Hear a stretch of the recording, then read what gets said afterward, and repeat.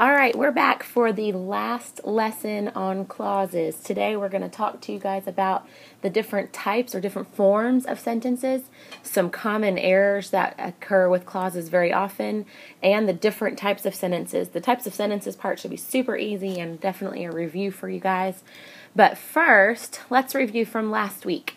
Last week we were identifying the subordinate clauses as either adjective, adverb, or noun clauses. So on your guided notes there, you'll see that you've got 5 sentences. Let's look through those together. The first one says, you will see a gas station wherever you look in that city. Right away, the first word that I see that might signal a subordinate clause is that word wherever. So I'm going to look after it to see if there is both a subject and a verb.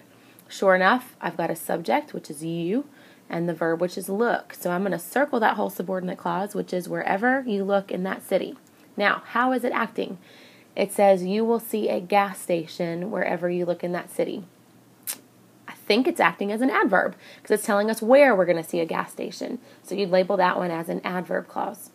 Number 2 says, although I had never seen my aunt before, I recognized her instantly. Again, the first word I'm going to look for is something that might signal subordinacy or dependency. That word I see there is although. So I'm going to circle, although I had never seen my aunt before. Now, we're going to see how it's acting. Is it an adjective, adverb, or noun?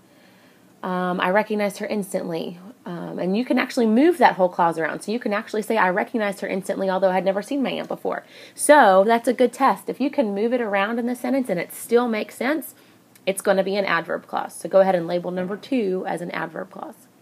Number 3 says, my parents were married in the park where they met. Okay, let's look for the word that might signal a subordinate clause. I see the word where, and sure enough, it has both a subject and a verb after it. So I'm going to circle the whole clause, which is where they met. My parents were married in the park. Which park?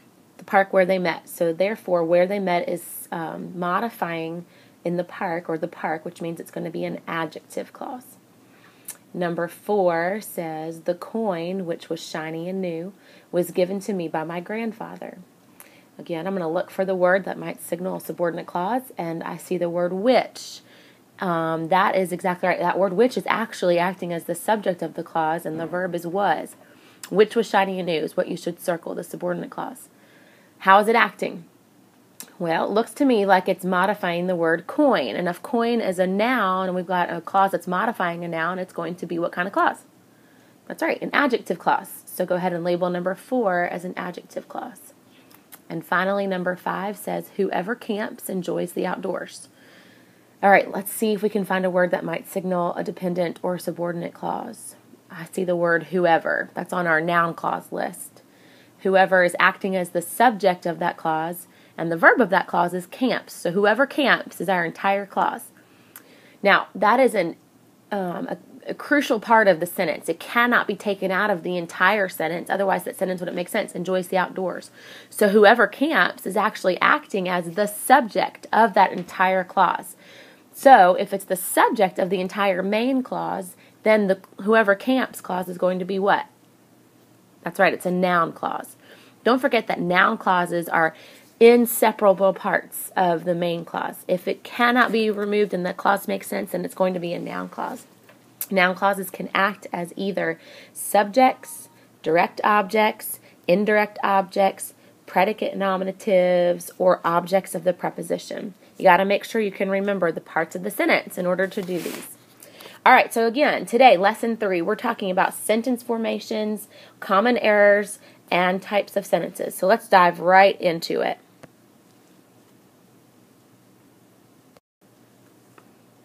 All right, kinds of sentence structure. There are basically 4 kinds of formations of sentences. Sentences are classified according to both the number and the kind of clauses within the sentences. So your 4 types of sentences are, and you need to write this down, you've got a simple sentence, you've got compound sentences, you could have a complex sentence, or a compound complex sentence. We're going to break those down and talk about each one of them right now. So a simple sentence, this is the easiest kind. A simple sentence just has one main clause but does not have any, so it has no subordinate clauses. An example would just be bobcats stalk. where our subject is bobcats and stock is the verb. Or the sponge is dirty. Our subject is sponge and our verb is. Has one main clause, no subordinate clauses. Now, simple sentences can have compound subjects, compound predicates, or even both. So don't think just because you see a conjunction that you might have something else. Make sure you break it down and can identify what the subjects and predicates are. For example, bobcats and lynxes stalk. In this sentence, we've got a compound subject. We've got bobcats and lynxes. Sorry about that, I'm looking for my pencil. Bobcats and lynxes. That whole thing is your subject. It's got a conjunction, so it's a compound subject with one verb. So that means it's a simple sentence because there are no subordinate clauses. Same thing with the next one, bobcats stalk and pounce. Our subject is just bobcats, but we have a compound predicate. We've got stalk and pounce.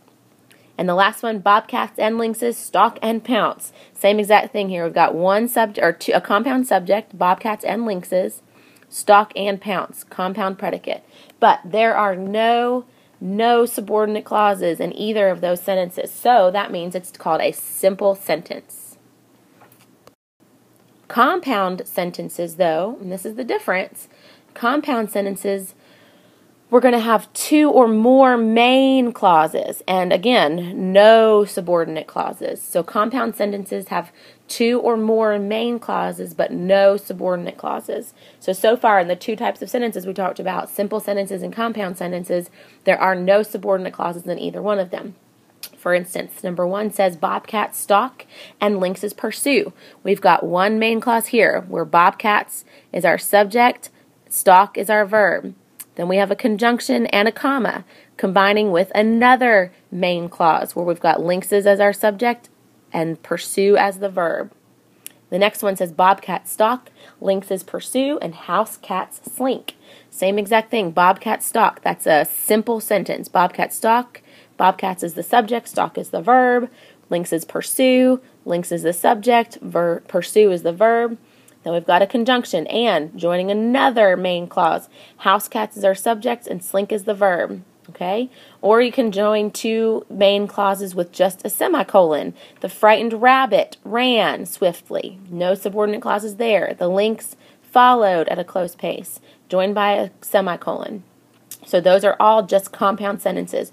Two or more main clauses right here, but no subordinate clauses. You can punctuate. This is how we're always talking about grammar these days. You guys know now that we are really trying to connect this grammar lesson with your writing. So when you are writing compound sentences, you need to know that you can punctuate them in two ways. You can either join those independent clauses together with a comma and a conjunction. So for example, the sunset will set soon, comma, but it will still be hot. But is our conjunction. You've got two independent clauses joined by those things. Or you can join independent clauses with a semicolon and no conjunction. The sun will set soon, semicolon. We will need our lanterns, which is my mistake. That's misspelled. Don't make fun of me. Let's move on to the guide, which is about writing with compound sentences. So now we know how to punctuate them, but the thing you got to pay attention to most of all is what you're combining together. So let's read this together. It says, before you write a compound sentence, you need to ask yourself if those clauses actually belong together. Independent clauses should not be combined to make a compound sentence unless those ideas are closely related. And that's the big word there. They've got to be related. If they don't make sense together, then don't combine them. So look at this first example. They really don't relate to one another, and it kind of doesn't make sense. It says, diving is my favorite sport, but it is getting late. Okay, notice that the main clauses are combined correctly. It's got both a comma and a conjunction. The first main clause is talking about diving. The second main clause just says it's getting late. Well, what's getting late? That doesn't really make any sense. So that is not a good compound sentence. You want to make sure that it makes sense, like the concept of it makes sense. So you could edit that clause to make them work together better, like this. Diving is my favorite sport, but it is getting too late in the season to dive. Now that makes sense. She's talking about how it's too late in the season to dive. That is a good compound sentence. It makes sense because the ideas are closely related to one another. The third type of sentence is called it's called complex. So the first two we've talked about were simple and compound, neither of which had any subordinate clauses. So complex, though, is where we have a subordinate clause. Complex sentences have one main clause and one or more subordinate clauses. Main thing you got to know here is it's got one main clause and one or more subordinate clauses. This is the first instance where we've actually introduced subordinate clauses. So here's some examples. Some areas become deforested because people need wood for fuel. So our first main clause, it can stand all by itself, so it's an independent clause. We've got areas as our subject, and become is our verb. Some areas become deforested. That can totally stand on its own. And then we have because people need wood for fuel. Okay. People is our subject. Need is our verb. But because we've got this word right here, because that's our subordinate conjunction, that cannot stand on its own because people need wood for fuel. So we've got one main clause and one subordinate clause, which means this is a complex sentence. Look at that handwriting. Isn't that beautiful? The next one says, because people need fuel, they cut down trees that have grown for years. So the main clause here, as we can see, is they cut down trees. We've got a subject and a verb. They cut down trees. That can totally stand on its own. But we've got because people need fuel. That cannot stand on its own, but it still has a subject and a verb, so it means we've got one subordinate clause there. And then we also have that have grown for years with a subject and a verb there. But that can't stand on its own. So we've got one independent clause and two subordinate clauses, which means we have another complex sentence. And that's the big difference here, y'all. Simple sentences and compound sentences have no subordinate clauses. Complex sentences is one main clause and one or more subordinate clause. Now we're going to combine all of that information for our last type of sentence, and that is called a compound complex sentence. So all you need to know is your definition of compound sentences, which means it has more than one main clause, and your definition for complex sentences, which means that it has a subordinate clause. So that means a compound complex sentence has more than one main clause and at least one subordinate clause. So let's look at this first one.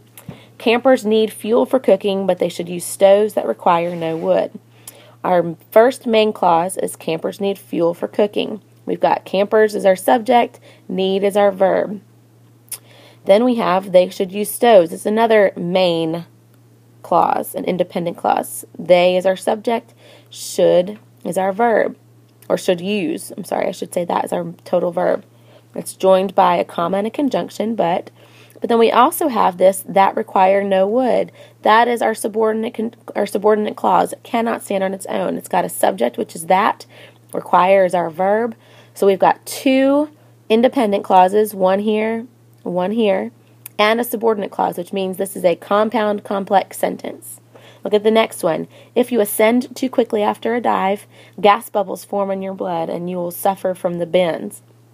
All right, we've got a main clause. Gas bubbles form in your blood. Gas bubbles is our subject. Form is our verb. Then it's combined with a comma and a conjunction with another main clause. You will suffer from the bends. Subject is you. Will suffer is our verb. So right away we know we've got at least a compound because we have two main clauses. But we can also see here that we have a subordinate clause. If you ascend too quickly after a dive. That cannot stand on its own. It's got a subject, which is you. Ascend is verb, which means we have a subordinate clause right there. So if we have one subordinate clause, at least one subordinate clause, and more than one main clause, then that means we're going to have a compound complex sentence. Now, here's your favorite part. Let's practice together. You are going to identify the sentences below as either simple, compound, complex, or compound complex. Now the big tip here is to make sure you cross out prepositional phrases first. That's going to help you tremendously. Number 1 says, today climbers look for greater challenges and choose the more difficult route. All right, I'm going to cross out prepositional phrases first. So I'm going to cross out for greater challenges. And I'm left with, today climbers look and choose the more difficult route. I see one subject, which is climbers. I see a verb here, which is look, and another verb, which is choose. But both of those verbs go back to the subject climbers. So I think I just have a one subject with a compound verb, which means that's just going to be a simple sentence. There are no subordinate clauses. It's just one main clause. Number 2 says, they had helped Hillary, and in return, he generously helped them. So we can cross out in return, and we're left with, they had helped Hillary, and he generously helped them. We have one main clause I can see right away, because we've got they as our subject, had helped Hillary. That can stand on its own. And then we've got this comma and conjunction, which usually combines two independent clauses. And then we've got, after that, he helped. So it looks like we just have two main clauses joined by a comma and a conjunction, which means that's going to be compound. Number 3 says, although water power can generate electricity, hydroelectric dams may cause floods on farmland, in forests, and in wildlife areas. This is going to be one of those where crossing out the prepositional phrase is going to be really helpful. So let's go ahead and cross out on farmland, in forests, and in wildlife areas. And then we're just left with, although water power can generate electricity, hydroelectric dams may cause floods. Let's look for our main clause first. So I've got hydroelectric dams, which is the subject, may cause, which is the verb. Hydroelectric dams may cause floods. That can stand all on its own. That's an independent clause. So we know right away we have one independent clause. Then we've got that word although, which signals a subordinacy or dependency. Although water power can generate electricity, that cannot stand on its own. So it looks like we've got one main clause, hydroelectric dams may cause floods, and one subordinate clause, although water power can generate electricity. So that one's going to be complex. Number 4 says, because our natural resources clearly cannot last forever, we must find better ways of conserving them. All right, let's look. Let's cross out of conserving. That's a prepositional phrase. We can go ahead and just cross out them. And then we have, because our natural resources clearly cannot last forever, we must find better ways. So here's our main clause. We must find better ways. That can stand all on its own. It's got a subject, which is we. Find is our verb. Okay, so that's one main clause. And then we have, because our natural resources clearly cannot last forever. Natural resources is our subject. Last is our verb. And we've got that word because, which means it's a subordinate clause. So again, we have one subordinate clause and one main clause, which means that one, number 4, is also complex. Finally, number 5 says, the sponge is not a plant. It is an animal that is covered with flesh. All right. Right away, I see a semicolon, which usually combines two main clauses. So the sponge is not a plant. There's one main clause. It is an animal that is covered with flesh. It is an animal is another main clause. So right away, I know I'm going to have a compound sentence. But we still have this thing back here. That is covered with flesh. That is our subject, is covered as our verb. But that's a subordinate clause right there. So when we have a subordinate clause with two or more than one main clause, that's going to be the compound complex. I hope you guys got that. That's a little tough, but as long as you can remember the definitions of those types of forms of sentences, then you should be fine. Now we're going to talk about common errors with clauses, and really there are just two of the most common errors, and those are usually when you have clause fragments or run-on sentences. And we've talked about these before, but let's just quickly review them in terms of clauses. So a clause fragment results when a subordinate clause stands alone. We know that subordinate clauses cannot stand alone because they are dependent upon an independent clause. So although clauses have a subject and a verb, only independent clauses can stand alone as a sentence. When the subordinate clauses do stand alone, they become fragments. We want to avoid those. Here's a couple of examples of clause fragments that are in bold, but they are punctuated as actual sentences, which is not correct. The birthday party was canceled because it rained. Because it rained cannot be an independent clause. It is a subordinate clause, so it's an adverbial clause fragment. Same thing with the next one. Here's the invitation that you wanted me to copy for you. That can't stand on its own. That word that signaled a subordinacy, so that's an adjectival clause fragment. You want to make sure to avoid those. How do you correct them? You please make sure you look for fragments in your own writing, and you're going to have another essay here soon, and so you're going to really pay attention to those things. But you can correct them by either adding words to make it a complete sentence or by attaching it to a related sentence. So an incorrect example would be, we had planned a big party, which was supposed to be a surprise. This is a subordinate clause, cannot stand on its own. Make it two separate sentences. You could make it, we had planned a big party, period. it was supposed to be a surprise. That makes sense now. Two independent clauses. Both have subjects and verbs, and they can totally stand on their own. Or you can attach them together some way with a subordinate conjunction. We had planned a big party, comma, which was supposed to be a surprise. That totally makes sense. We no longer have any fragments. The other big error, or most common error that is often found with clauses is run-on sentences. Now, run-on sentences is when you've got two or more sentences that are written as one sentence and are separated by a comma or no punctuation at all. So, writing too fast can often lead to run-on sentences. A lot of times your complete thoughts just flow into others without any proper punctuation. The big lesson there is to go back and proofread. We talk about that all the time. You've got to proofread before you submit things. Run-on sentences are usually written in one of two ways. Either with a comma, which is called a comma splice, or with no punctuation at all. Here's an example of a comma splice. Lori arrived on time, comma, everyone else came 15 minutes late. That makes no sense. No punctuation would just look like the skis were too large for my feet, they had to be returned. There are two main clauses here, but there's no punctuation here, so that is incorrect. Those are both examples of run-on sentences. How do we correct them? Well, there's a couple different ways. There's actually 3 different ways to correct run-on sentences. You can turn them into separate sentences, you can turn them into a compound sentence, or you can even turn them into a complex sentence. So here's our example of a run-on.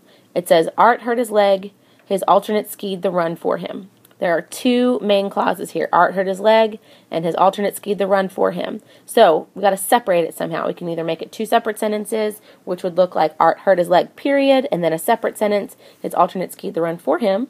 We could make it a compound sentence by adding a comma and a conjunction. So Art hurt his leg, comma, and his alternate skied the run for him.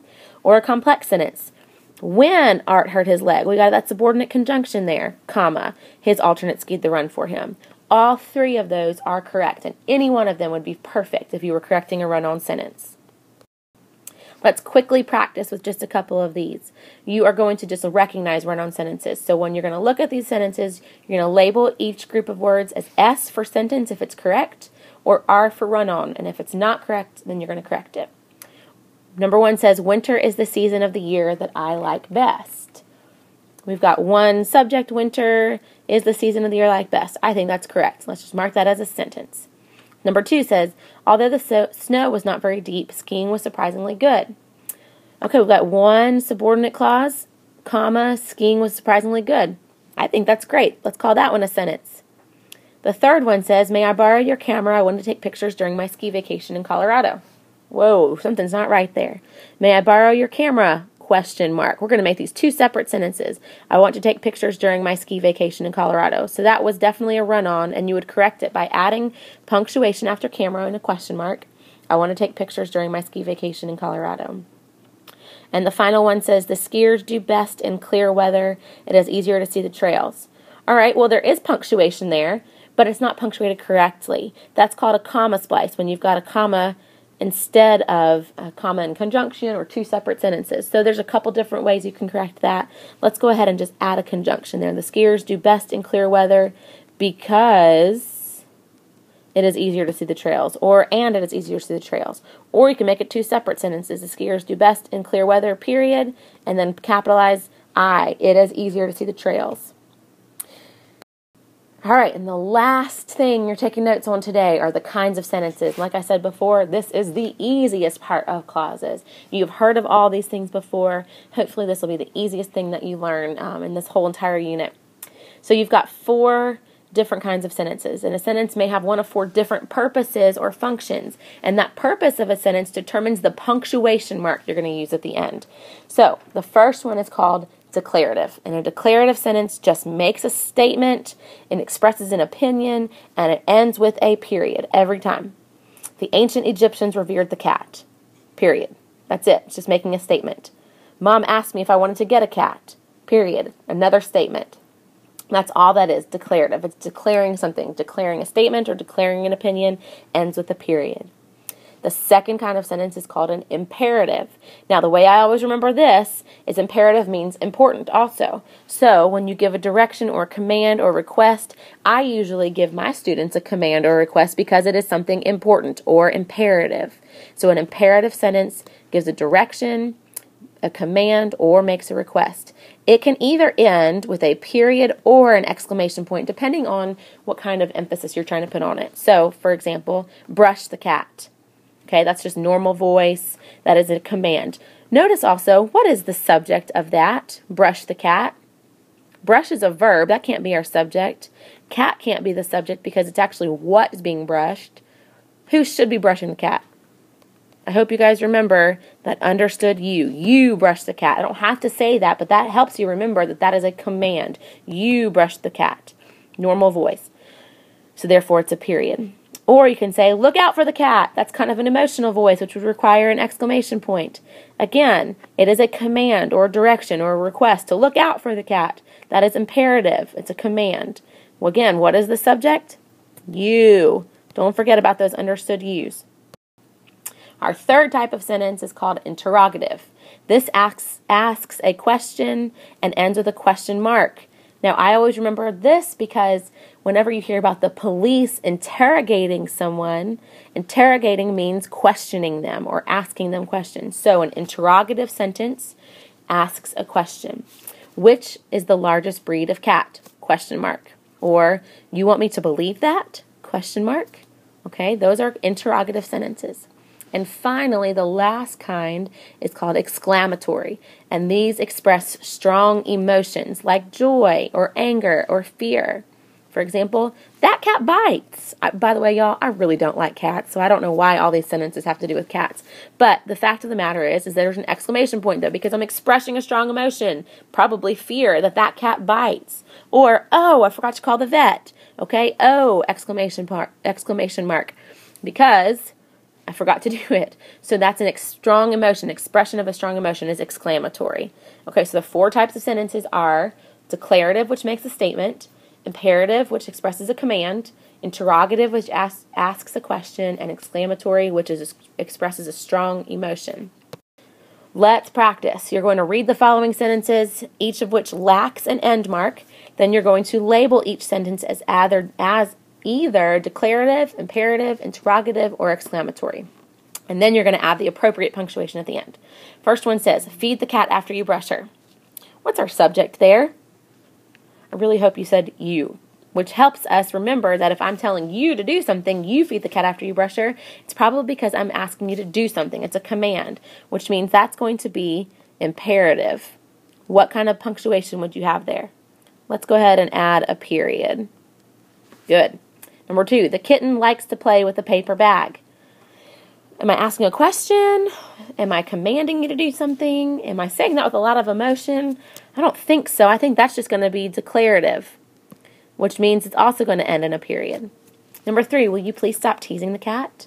That definitely sounds like I'm asking a question there, which means we're going to need a question mark at the end, and that is going to be interrogative. Remember, I'm interrogating. I'm asking questions. And the last one says, look at that cat run. I think that's going to be exclamatory. Look at it, because I guess that cat's running real fast. So we'll mark that one as exclamatory. All right, guys, hopefully you found this lesson to be relatively easy. You need to make sure you have this done by Friday, April the 26th. You will also be given a handout to do as practice, and you'll get points for actually doing all of that this coming Friday. If you have any questions, you need to make sure that you ask us. But when you ask us questions, make sure they are specific questions. Don't just come to us and say, I don't get it. Okay? If you are watching these videos, if you are taking the notes, then you shouldn't have any questions, or you should have very specific questions. We are here to help you guys, but this is upon you. This is helping you to learn how to take accountability for your learning. So, if you have questions, though, you know that Miss Westwood and I are here before school. We're here during advisory. You can come to us during lunch or make an appointment with us. We are more than happy to help. Hopefully now, though, this is our last lesson. We've gotten everything we can get out of clauses, and we'll be looking forward to taking our assessment here in the next week or so. You'll keep your ears out for the date of that assessment. Hope you guys have a great day. We'll talk to you soon.